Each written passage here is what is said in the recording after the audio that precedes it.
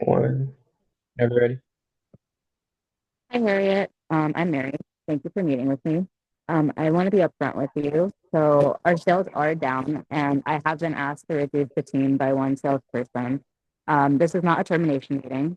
It is just a meeting to see what you have to offer, and I'm doing this with everybody, so I don't want you to feel like I'm just outing you right now.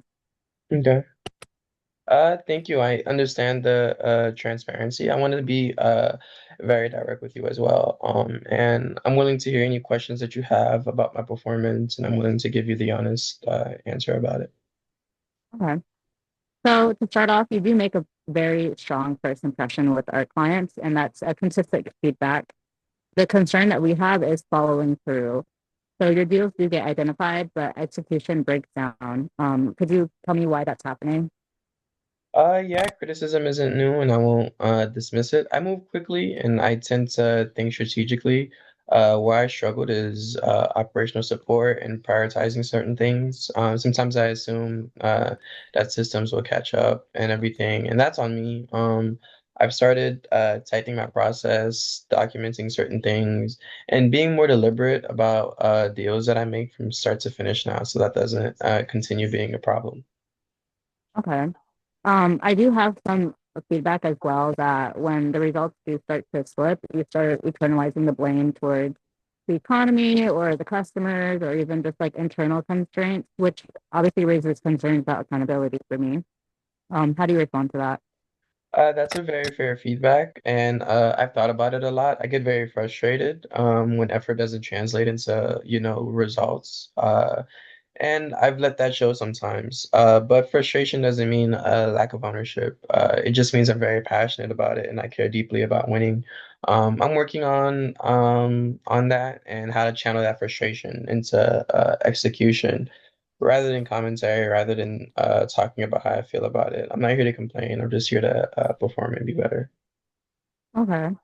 Um, Now, when it comes to operating in a team, you tend to operate as an individual contributor rather than a team player.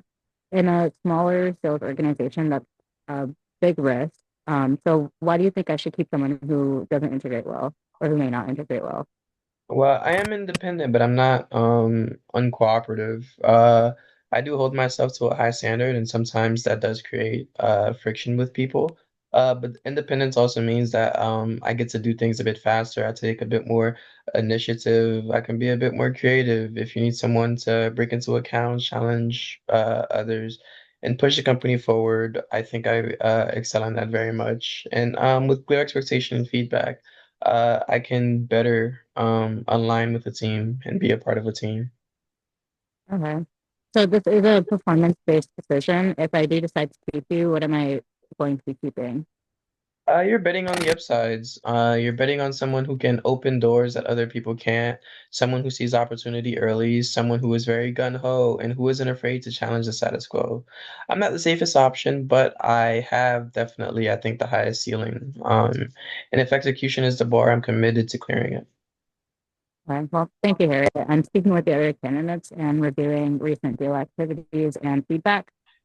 This decision isn't going to be easy, but it is going to be based on the performance, your risk, and your future value. So I'll be in touch soon.